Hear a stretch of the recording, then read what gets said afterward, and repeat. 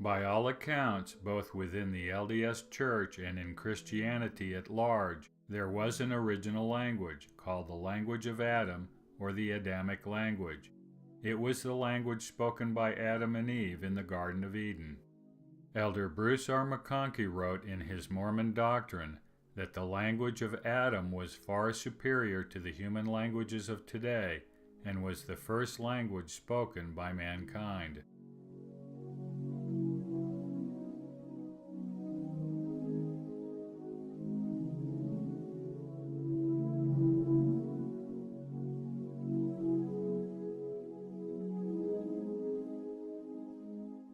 Apostle Orson Pratt taught that the language of Adam continued in its purity until the confusion of tongues at the Tower of Babel.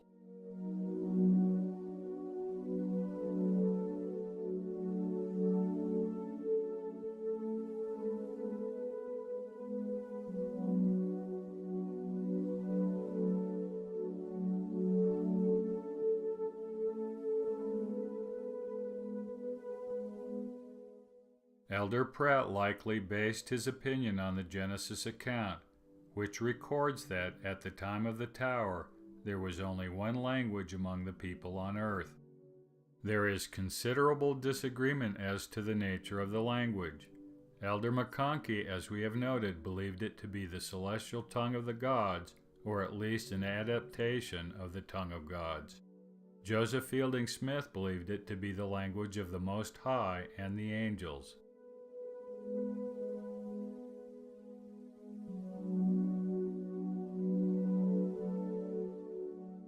Some believe that it may have been an invention of Adam, citing the Genesis account of his naming the animals.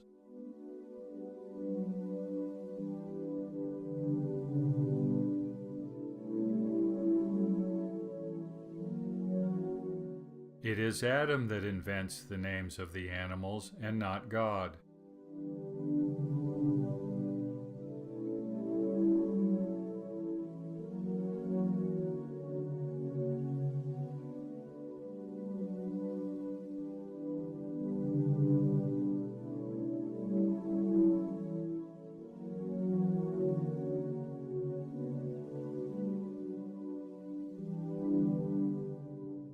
Jewish tradition holds that Adam spoke Hebrew, arguing that Eve's names only make sense in Hebrew.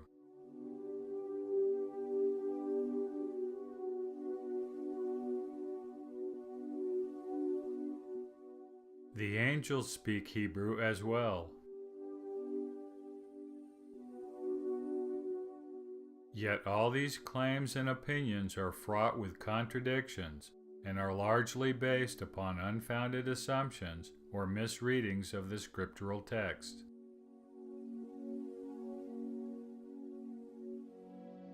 To say that the Adamic language was the first language spoken by mortals, as Elder McConkie phrased it, is an empty claim.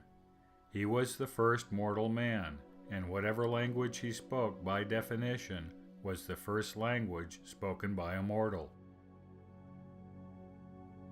Such a claim does not say anything about the language itself. The idea that the Adamic language originated and was used in the Garden of Eden does not provide any further light on the nature of the language itself. Underlying the issue of identifying the Adamic language are several fundamental problems. First, as Elder McConkie pointed out, but is obvious to all, the Adamic language no longer exists. No one speaks it, and there are no written records in the language. Second, there are no reliable records describing the language in any specificity. Some few words have survived, which will be discussed later, but there is nothing in the scriptural record that provides anything explicit and definitive about the nature of the language. This vacuum of reliable information on the Adamic language is precisely what has given rise to the multitude of conjectures in the first place. Compounding the problem is the nature of the Genesis accounts of the creation and Garden of Eden. How are they to be interpreted? Are the accounts literal and accurate descriptions of historical events as some believe them to be? Or are they symbolic, which has also been argued?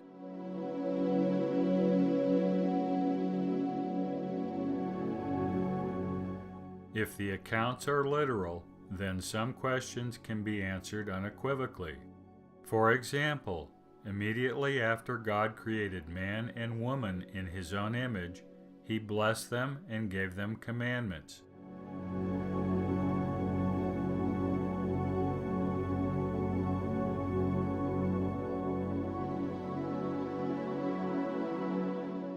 Adam and Eve immediately understood what God was saying. There was no learning process, and the record does not indicate that God had to teach them language. Adam and Eve's understanding of language was apparently innate, existing at their very creation. Elder Joseph Fielding Smith's belief that Adam learned language from the best teacher man ever had is not supported by a literal interpretation of Genesis. Moreover, the language used by God and Adam and Eve is Hebrew. This lends credence to the claim that the first language and the language of heaven was Hebrew. Any claim that Adamic is other than Hebrew is not supported by the Genesis accounts and can only be assumed. Some will argue that the reason that God and Adam and Eve speak Hebrew is due to the fact that the account was written by speakers of Hebrew.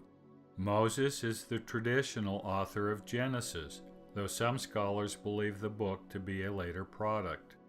This argument has merit. Joseph Smith, after all, recorded a portion of the same record in his native tongue, English.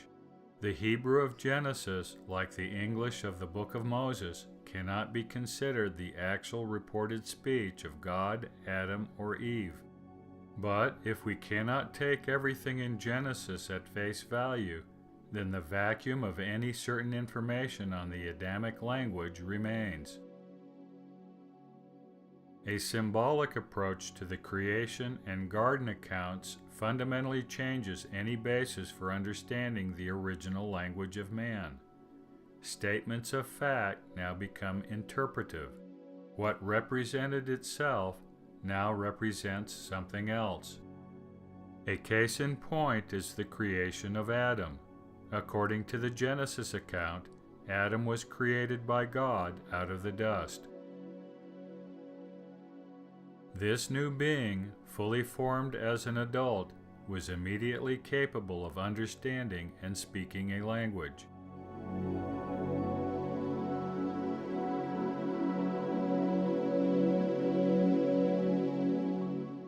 But if this is not a literal explanation of the creation of Adam, and the subsequent communications are merely representative, then the reality behind both creation and language must be something else entirely.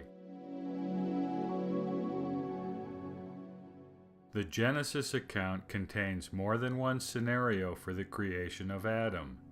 In the first scenario, Adam is created from the dust. The second scenario is cryptic, but suggests a literal and familiar form of creation, procreation. God created Adam in His own image.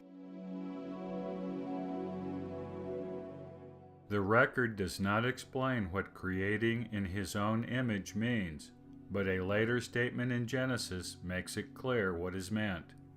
To create in one's own image is to procreate, or beget in the language of the King James Version.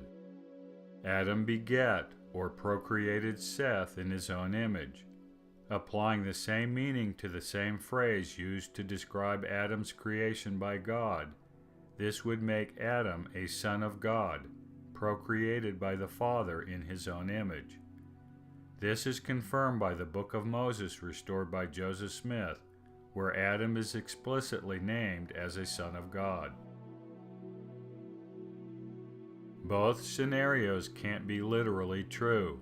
If we assume the dust scenario to be symbolic and the own image scenario to be the literal and historical truth, then significant implications arise regarding the language of Adam. That Adam was an offspring of God would mean that Adam would have gradually matured from infant to adult. This would also mean that he would have been taught language over time, as children have been throughout the ages. Unlike the dust and breath of life creation story, the procreation story supports the claim that Adam was taught language, presumably by the best teacher man ever had, as Joseph Fielding Smith phrased it. Regrettably, this does not explain what the language taught Adam was. Theoretically, the original language might have been Hebrew, but it could have been an entirely different language, one that is not known today. The Genesis account provides no way of knowing what the Adamic language was. We do not know from the Genesis account whether the Adamic language was the language of God and angels that was passed down to Adam. We do not know whether it was an adapted language, as Bruce R. McConkie suggested might be the case. And frankly, we do not know if the language was even spoken in the Garden of Eden. After all, if the creation from dust story is symbolic, then so is the story about the garden where the creation took place. If the procreation story is literal, then language was passed to Adam over a period of time. Where this took place is not explained.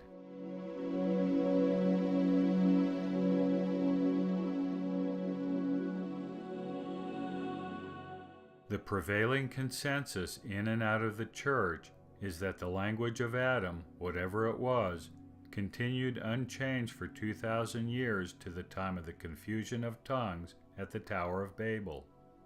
The Apostle Orson Pratt held this opinion.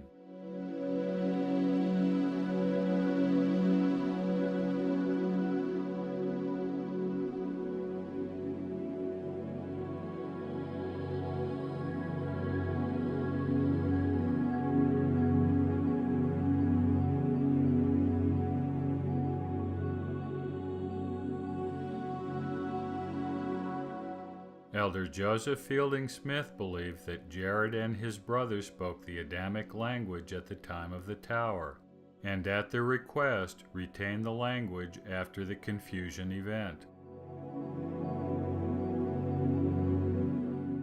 The basis for the belief that the language of Adam continued unchanged and remained universal among mankind can be traced to one verse in the Genesis account. It is the opening statement in the story of the making of the great tower and the subsequent confusion of tongues. The verse is understood by all major translations to mean that the entire human race spoke the same language.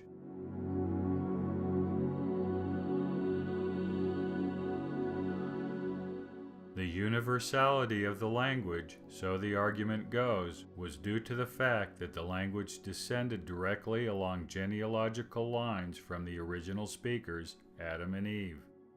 However, a closer look at the biblical record tells a different story. The argument that the entire population of the earth spoke only one language at the time of the building of the Tower of Babel makes three fundamental assumptions.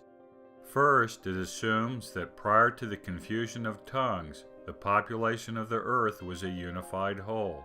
There had been no dividing of nations or scattering abroad until after the confusion. Second, the argument assumes that for 2,000 years, separate languages did not arise. There was no evolutionary process in language, with the Adamic language remaining static for 2 millennia. The diversity of languages we see today began to appear only after the confusion. Third, the argument requires that the original Hebrew, Eretz, translated as whole earth in the King James Version, be understood in the global and not local sense. Eretz can refer to the entire earth, but can also refer to a more localized portion of the earth, such as land, country, or tribal territory. Each of these three assumptions are not supported by the Genesis account. In fact, the first two assumptions are flatly contradicted.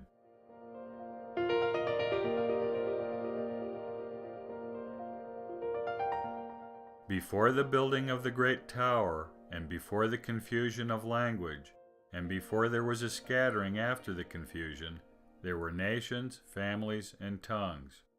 The chapter preceding the story of the tower records that after the flood, Noah divided up the earth amongst his posterity.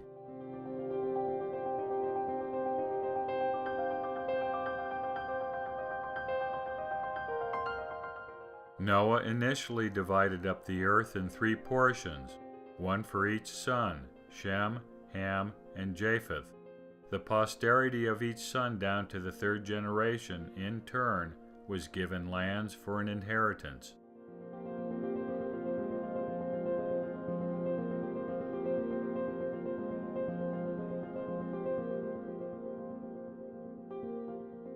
In all, there were 70 nations and 70 lands.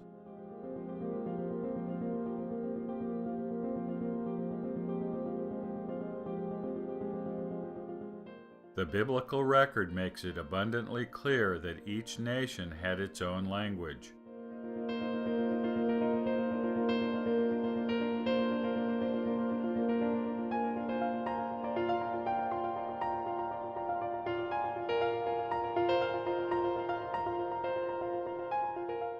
In other words, there were 70 separate tongues or languages throughout the world prior to the building of the tower.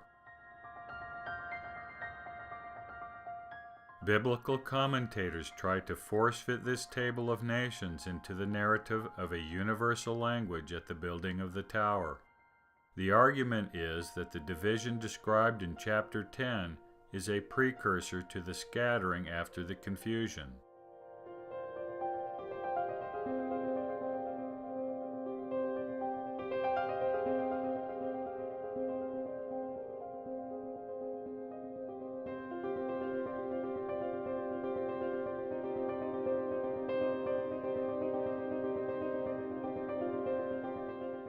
But this is putting the cart before the horse.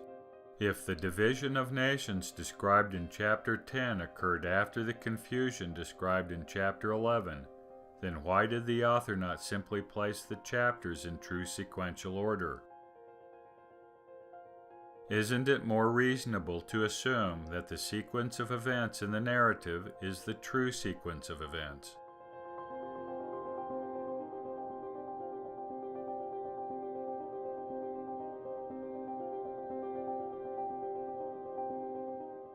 Besides, the Genesis narrative makes it clear that it was Noah that divided the nations, and that he did so soon after the flood.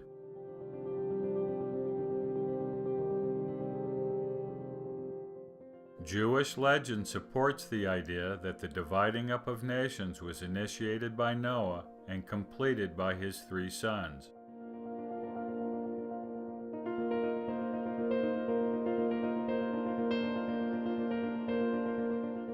Each nation had its own language, and there were 16 different forms of writing.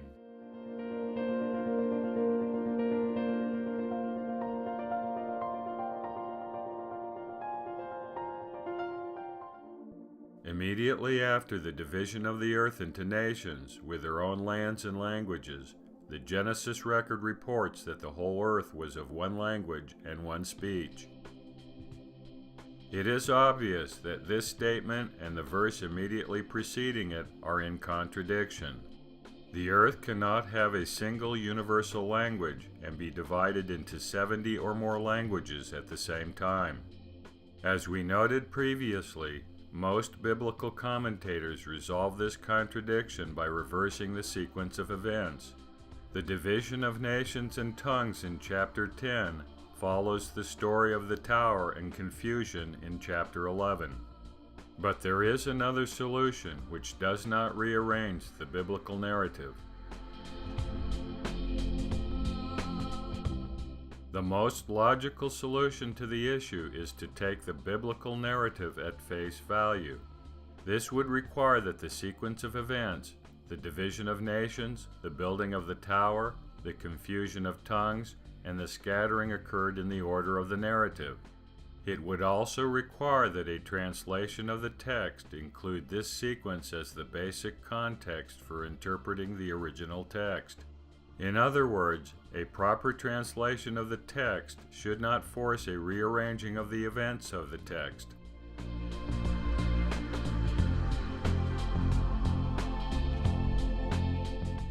With this in mind, the original Hebrew concerning the so-called common language can be translated without resorting to a force fit.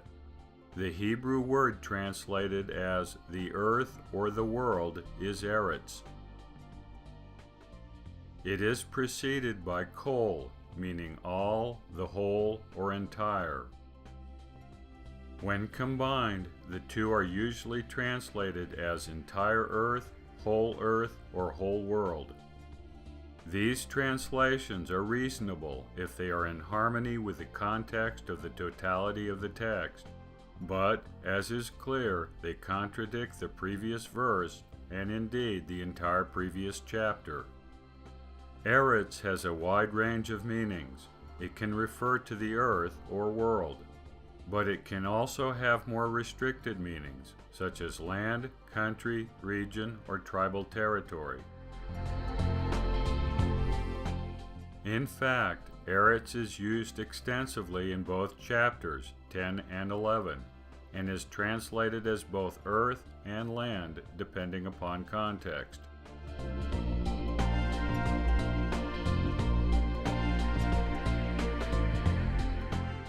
The last verse of chapter 10 closes out the account of the division of families into nations and tongues.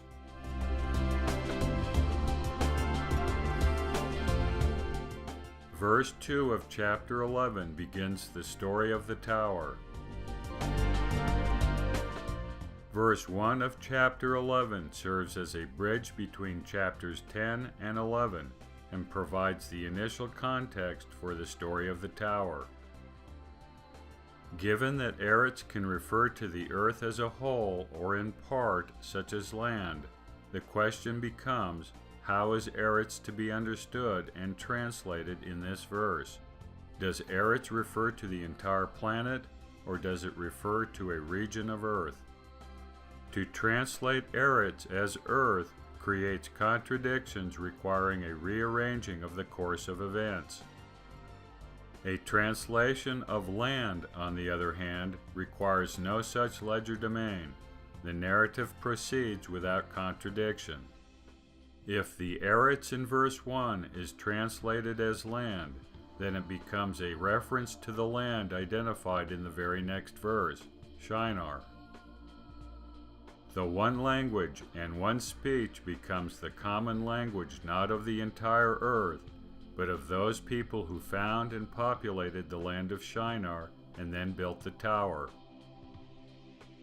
In such a context, the stories of the tower and confusion make more sense. The tower was not built by everyone on the planet, and the confusion did not affect all of humanity. The events were local and not global.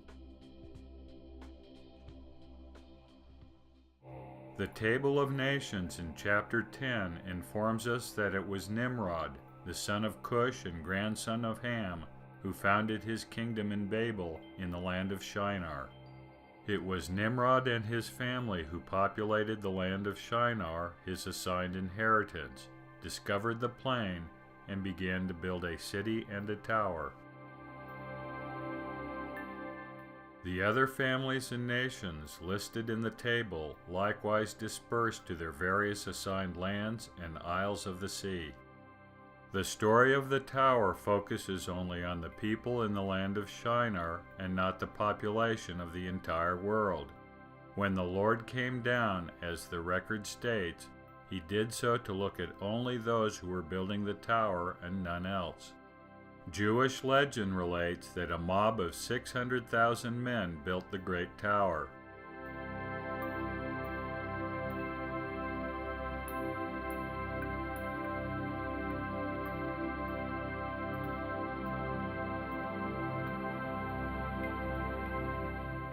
The millions of people living on the earth did not participate in the construction project.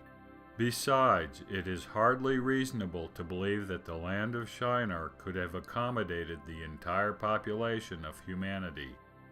It was the people of Shinar that were one and had one language, not the entire human race. That one language was not the language of Adam, but the language of Nimrod.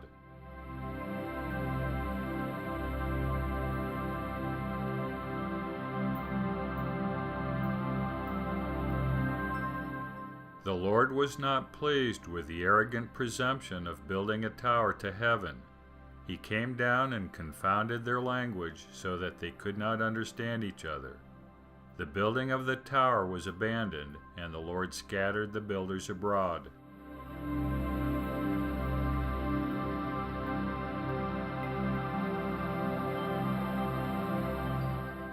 The consensual interpretation of the confusion of tongues, as it is called, is that God first caused the original language of mankind to be forgotten, and then gave mankind an assortment of new languages. Afterwards, the families of men scattered themselves throughout the world.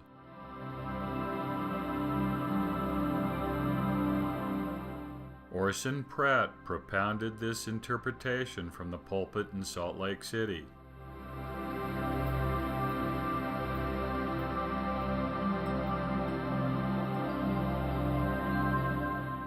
This line of thought can be traced back in history centuries before the birth of Christ.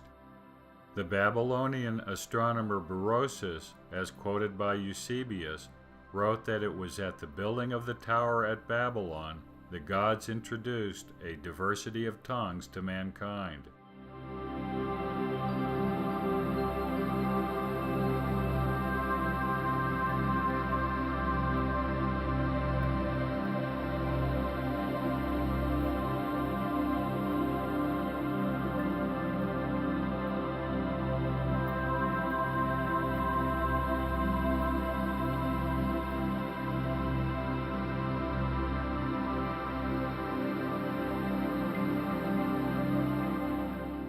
However, there is another explanation for the confusion, one that takes the approach of allowing the text to speak for itself without change, addition, or subtraction.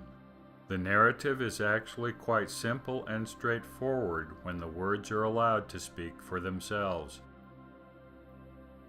To begin with, the name of the event must reflect the actual wording of the text itself, without introducing any preconceived notions of its interpretation. To call the event the confusion of tongues is a misnomer.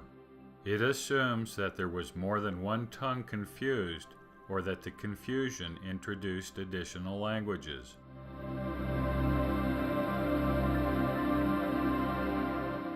But the text does not indicate that more than one language was involved, either during the event or as a consequence of the event.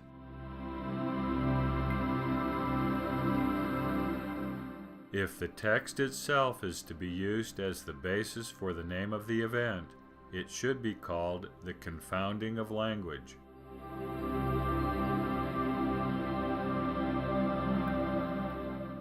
The Genesis account of the confusion of tongues, as it is inaccurately called, does not state or even suggest that new languages were created or given to the builders of the tower. The confusion did not create languages.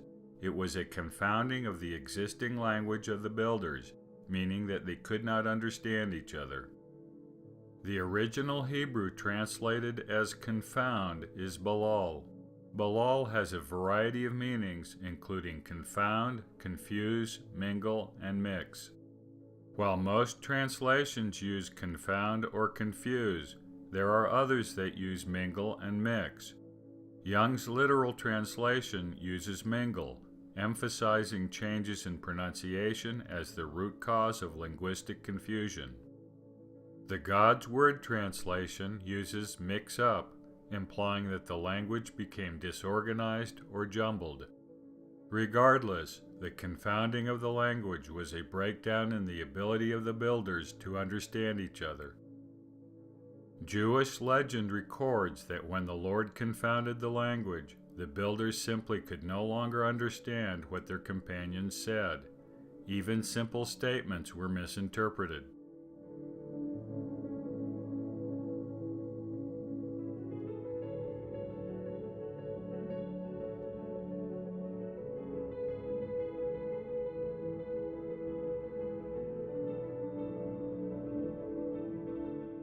A statement by Jesus Christ to the brother of Jared in the book of Ether clarifies the meaning of the confounding of language. The Lord commanded Ether to treasure up the things he had shown him, which was the totality of the human race, past, present, and future. He was shown the entire history of the world.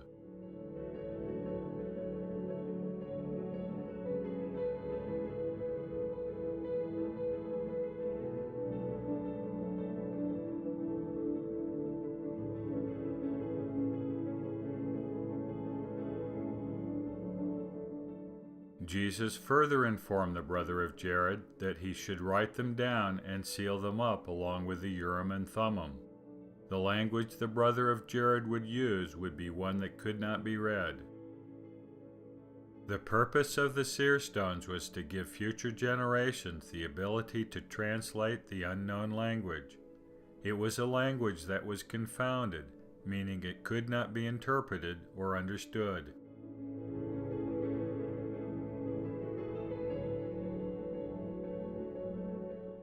In short, the confounding of language, as the Lord defines it, is simply the making of language unintelligible. Jared, his brother, and their families were present at the construction of the great tower and at the confounding of language. Seeing what was happening, the brother of Jared cried unto the Lord, asking that he not confound their language. The brother of Jared specifically desired that the Lord allowed them to continue to understand each other's words.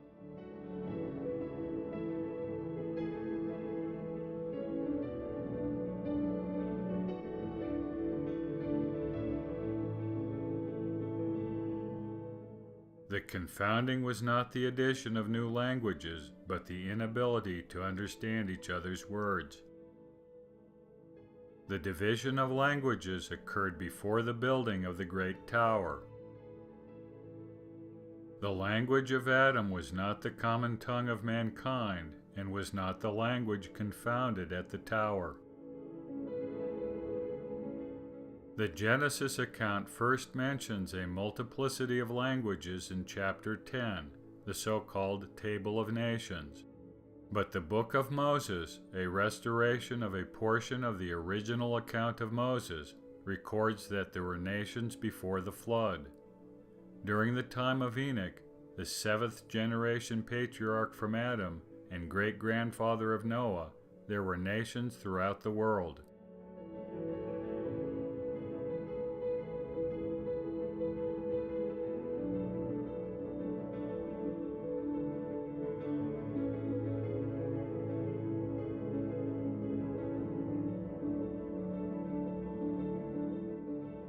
Nations are defined by common attributes, first of which is language. Every nation has its own distinct language.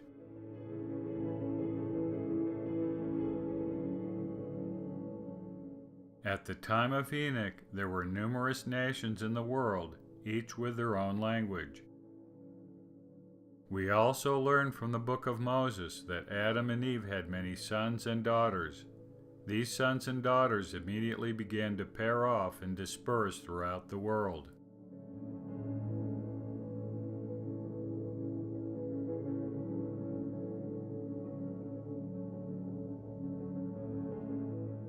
This was the beginning of the original development of nations and their languages. The language of Adam was replaced as new nations and languages arose. Adamic ceased to be the common tongue of mankind from the beginning. We know from the Book of Moses that the Adamic language was not the common language of man from almost the very beginning. The children of Adam and Eve paired off and scattered throughout the world, forming nations. Each nation developed over time a unique language. Still, there was a language called Adamic, the language of Adam. The Book of Moses reports that Adam conversed with God. We also know that both Adam and Eve called upon the Lord.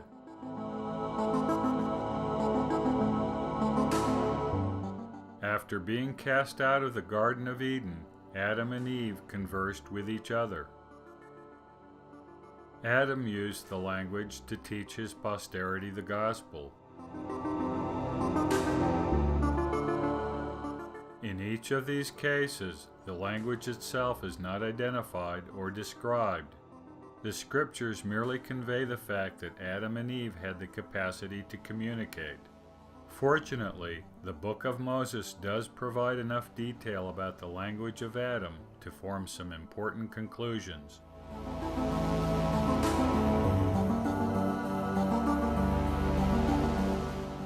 In the Book of Moses, we learn that Adam kept a book of remembrance. The book was written in the language of Adam.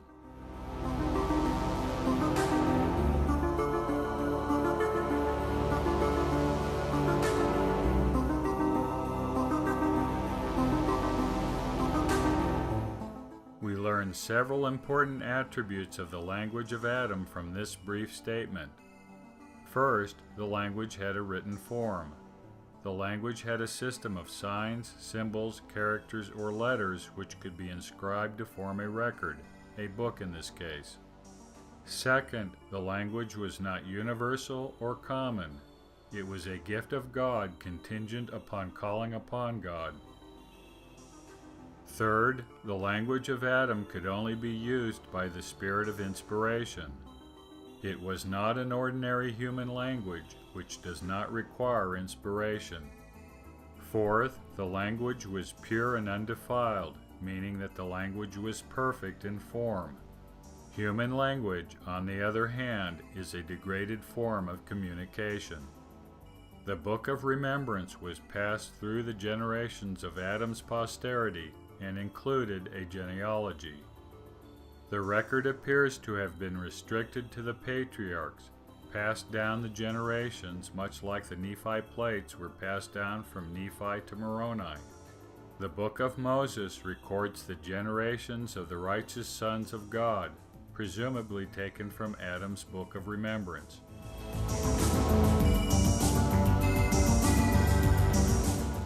The pure and undefiled language of Adam appears to have been used only by a select line of prophets, the preachers of righteousness, and none else. Implicit in these characteristics is the fact that the language was a sacred language, used only for sacred purposes such as the keeping of records. This would mean that there must have been another language used by Adam and his posterity for normal, everyday discourse. Enoch was one of the line of righteous sons of God descended from Adam. He, like the other patriarchs, received the sacred language as a gift of God.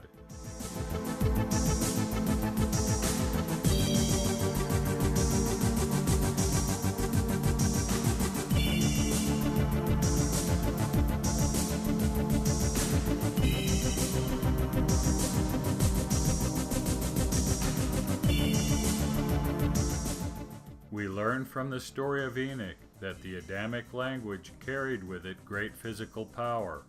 Using the sacred language, Enoch could make mountains flee, rivers turn out of their course, and shake the entire planet. Like the ancient patriarchs, the brother of Jared was given a sacred language to write and keep a record. The language was confounded and could only be understood through the use of the Urim and Thummim.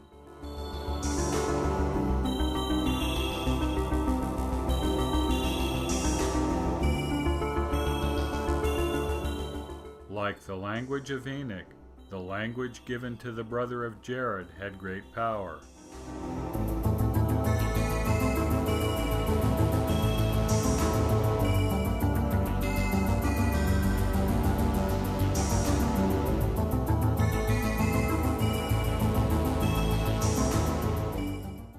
this case, it was not physical power, but psychological power.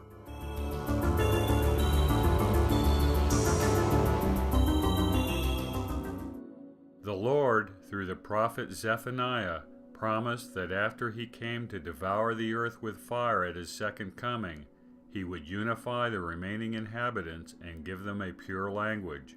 Using this language, the people would call upon the name of the Lord and serve him.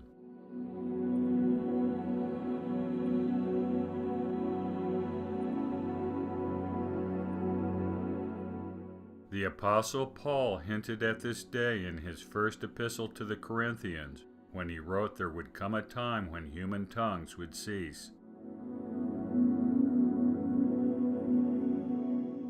Orson Pratt described the restoration of the pure language in a sermon in the Tabernacle in 1854.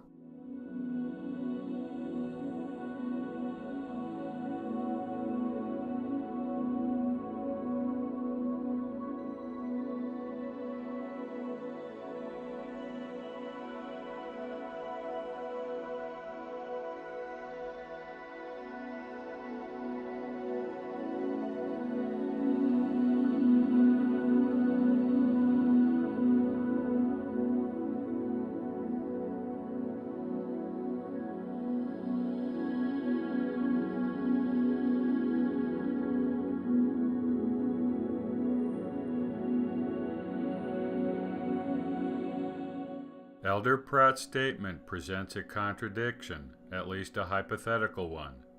According to the Latter-day Apostle, the restored pure language was the language spoken by higher orders of beings than ourselves, referring to God and his angels, and at the same time the language spoken by Adam and his children. This means that the pure language of Zephaniah refers to both the tongue of angels and the Adamic language. From a logical standpoint, it makes a lot of sense that there would be only one pure language, and that it would be the language used by pure beings, such as God and his angels. One would not expect heaven to be a melange of languages. There would be only one perfect language. The characteristics of both the angelic and Adamic tongues coincide. Both require the Holy Ghost to enable expression. Both languages bestow physical power over the elements and persuasive influence over the minds of men. Aside from the logic behind Orson Pratt's claim, there is linguistic evidence that supports the idea that the Adamic language and the tongue of angels are the same pure language.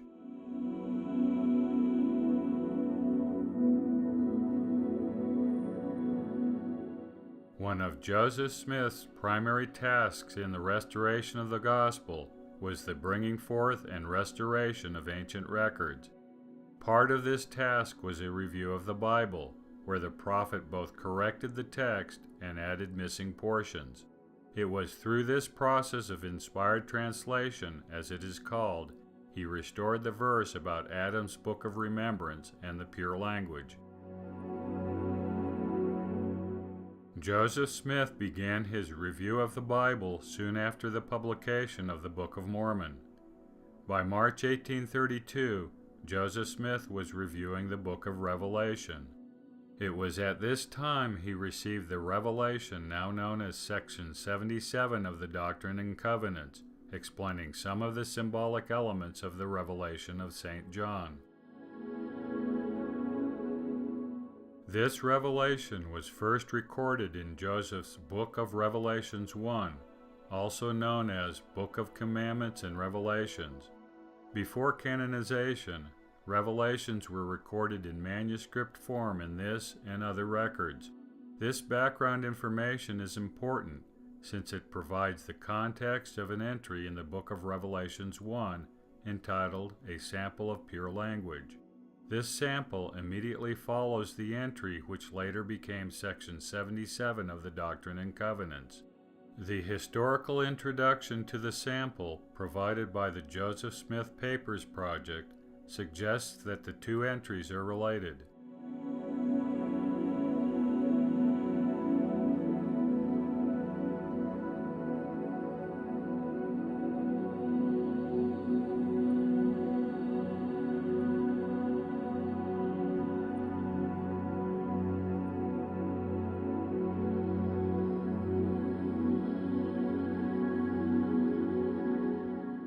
We know that the revelation recorded in section 77 of the Doctrine and Covenants was prompted by Joseph's review and revision of the Bible, specifically the revelation of John. It appears that the sample of pure language was also the result of Joseph Smith's inquiry into the symbolism of the Apocalypse.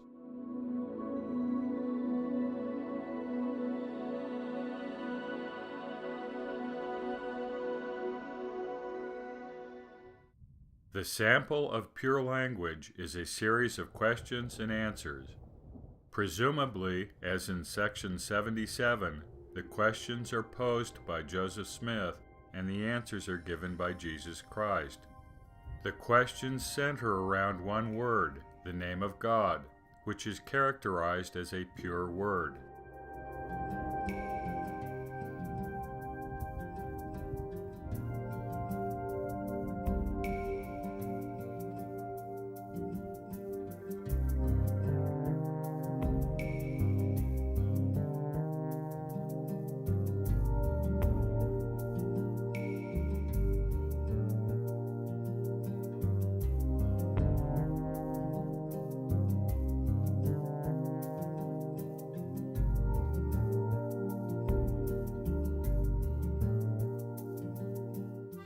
The name of God is Amen.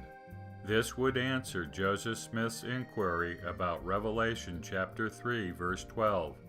When Jesus Christ makes he that overcometh a pillar in the temple of God, the name of God he writes upon him, this man-pillar, will be Amen. It also constitutes the new name. It is important to note that the spelling of the name in the sample was later changed to Amen, A-W-M-A-N. In Revelation Book 2, Orson Hyde spelled it Amen, A-H-M-A-N. It appears that the name was given verbally by Jesus Christ to Joseph Smith. The name was recorded phonetically. The variations of spelling of the pure name of God were later standardized as Amen, A-H-M-A-N. It is this spelling which is used in the Revelations.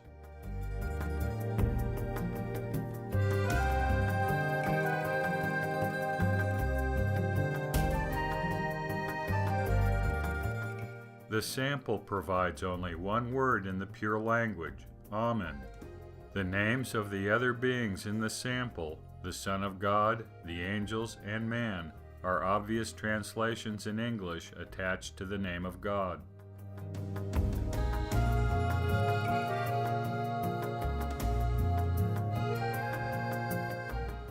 Amen is designated by Jesus Christ as the name of God in the pure language. The pure language, as the Book of Moses informs us, is the language used by Adam and his children. This is the language we call Adamic. Amen is specifically linked with Adam and his pure language in a later revelation, where the Lord provides the name of an ancient location called Adam-ondi-ahman. Adam-ondi-ahman is the ancient name of the land where Adam dwelt. The Lord informed Joseph Smith that this land is the present Spring Hill, Missouri. Elder Orson Pratt gave a detailed explanation or translation of the name in a sermon in 1877.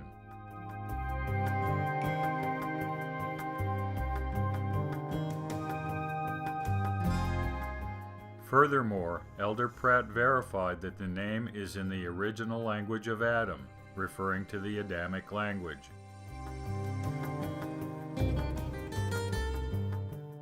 Delving deeper into the Adamic language, the Book of Moses explains that the name of God the Father is, in English translation, Man of Holiness.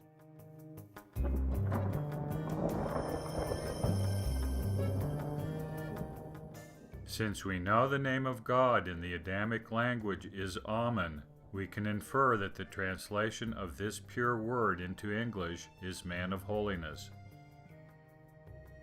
The name Amen is the name of God in the Adamic tongue, but we also know that the name was one of the names of God given out at the shout of creation. It was sounded out by the planetary angels. This means that Ahman is the name of God in the tongue of angels as well as the language of Adam, supporting Elder Pratt's contention that both languages are the same.